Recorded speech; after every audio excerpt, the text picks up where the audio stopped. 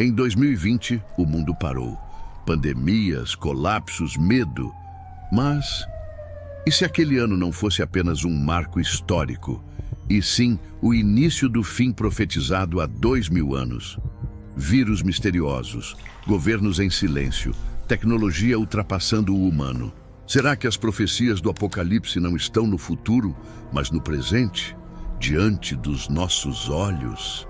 Então, o Apocalipse já começou e quase ninguém percebeu. Você vai assistir, mas talvez seja tarde demais para desver.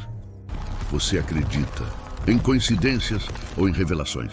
Quando o mundo entrou em 2020, ninguém sabia que aquele ano marcaria uma ruptura invisível entre o que conhecíamos como normal e aquilo que os antigos chamavam de princípio das dores.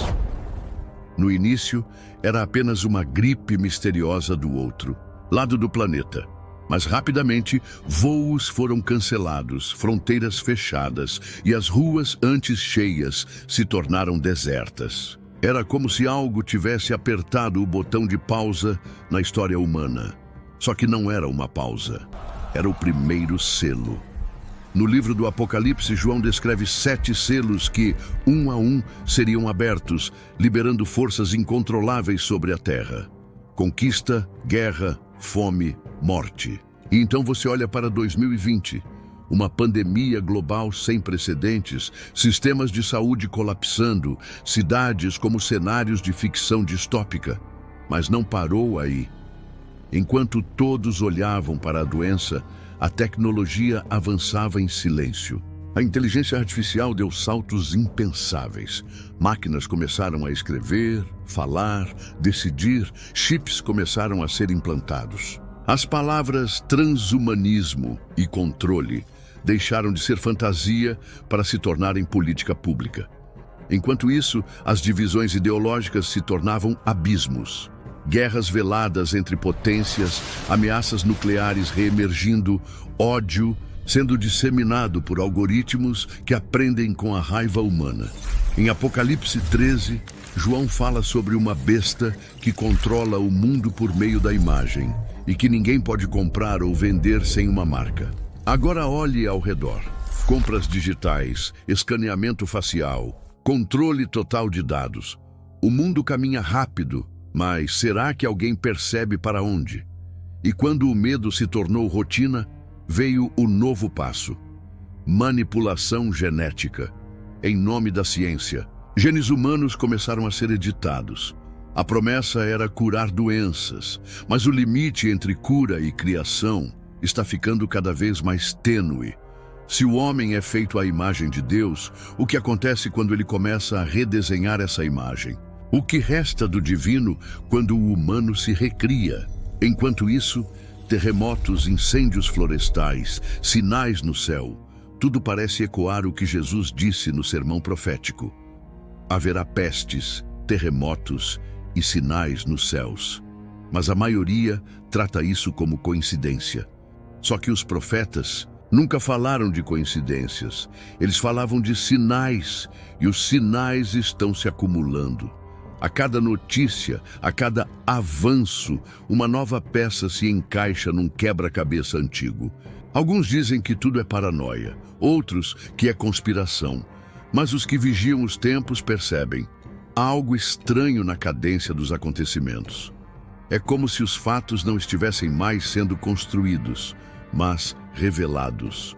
O Apocalipse, que parecia uma ameaça distante, começa a tomar forma nas entrelinhas do presente. Não com cavaleiros visíveis, mas com decisões silenciosas, com cliques, com leis que ninguém leu, com experimentos escondidos sob o rótulo da ciência. E no meio disso tudo, a fé começa a se esvaziar. Igrejas se tornam palcos, profetas são ridicularizados. A verdade virou questão de opinião. O bem e o mal se embaralharam.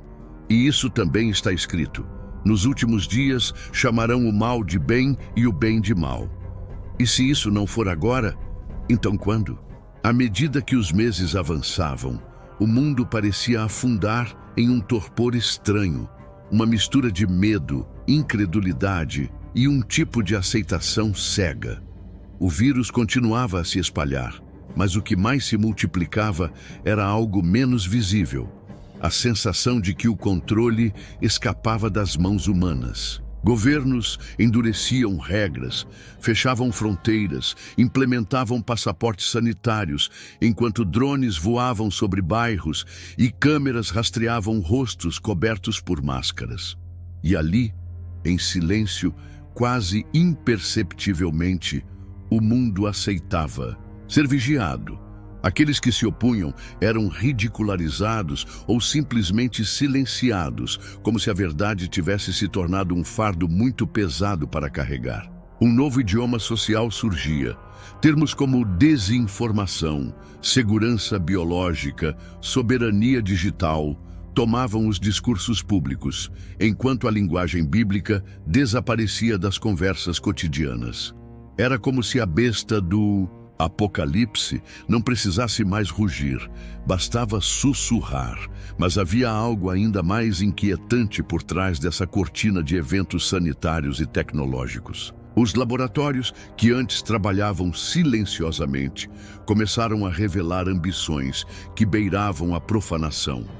Manipulação genética em embriões humanos foi liberada em algumas partes do mundo. Crianças poderiam nascer sem doenças, mas também sem livre-arbítrio. Qual seria o preço? A Bíblia fala da marca da besta, algo que impede quem a carrega de comprar ou vender sem ela. Em 2021, testes com moedas digitais controladas por governos começaram a se expandir. Não se tratava mais de ficção. A possibilidade de um sistema econômico global digital, controlável por comandos remotos e algoritmos, ganhava corpo. E com ele, o velho sonho da dominação total. Em escritórios isolados, programadores escreviam códigos para inteligências artificiais que seriam treinadas para decidir, prever e controlar. Alguns se vangloriavam disso como o nascimento de uma nova era.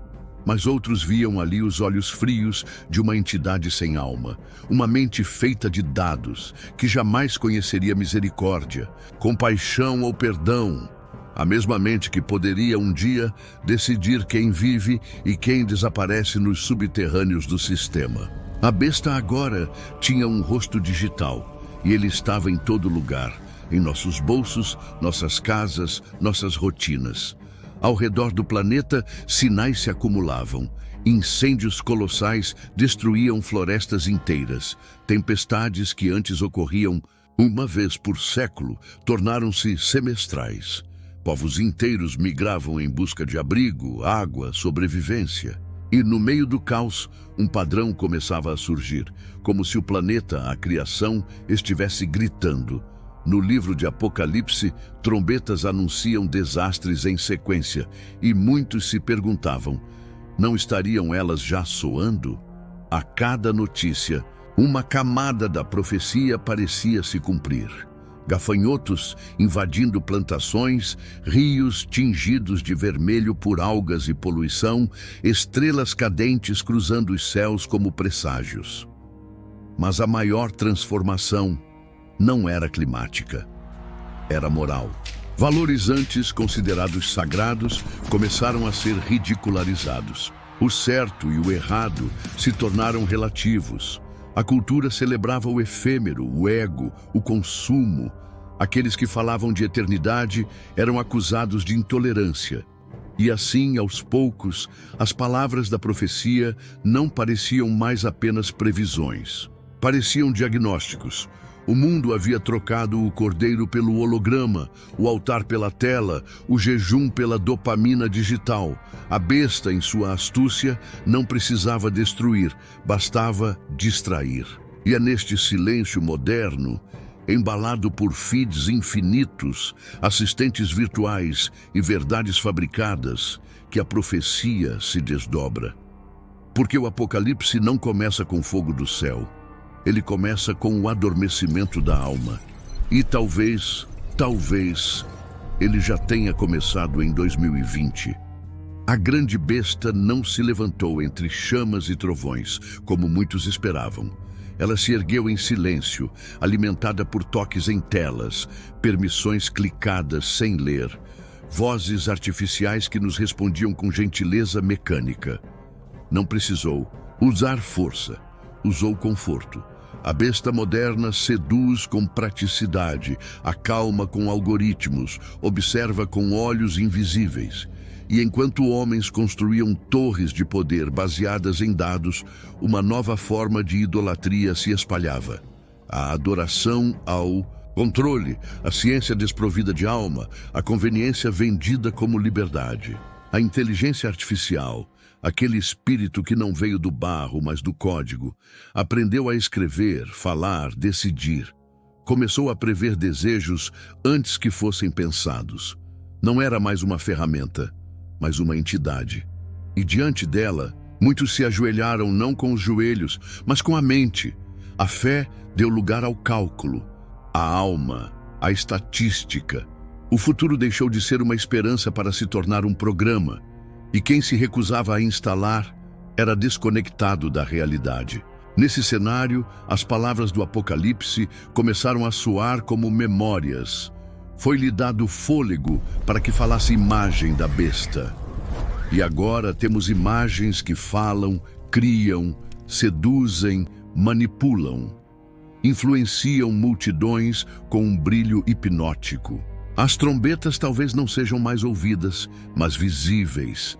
Nos incêndios globais, nos céus cobertos por fumaça, nas águas contaminadas por ganância, nos campos desertos onde antes havia pão.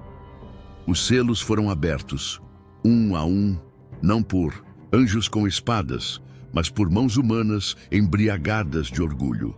O cavalo branco, o da conquista, pode muito bem ser o símbolo da dominação silenciosa das grandes corporações. O cavalo vermelho, o da guerra, relincha nas fronteiras da Europa, no Oriente, nas palavras cuspidas como mísseis entre líderes mundiais. O cavalo negro já pesa as balanças. Uns comem luxo, outros não têm pão. E o cavalo amarelo, a morte, passou sorrateiro em 2020 e ainda cavalga. Mas não há apocalipse sem esperança. João, exilado em Patmos, viu o fim para anunciar o começo. As dores de parto precedem a vida. E talvez seja justamente isso que este tempo seja. Um parto espiritual, brutal, sangrento, mas necessário.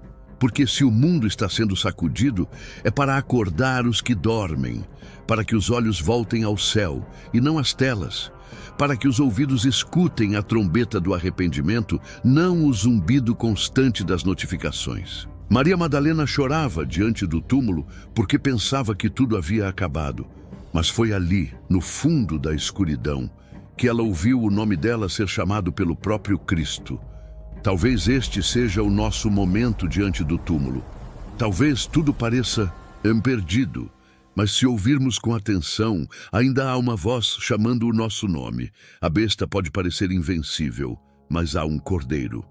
E ele já venceu. A marca pode estar no comércio, nas leis, nas promessas de segurança.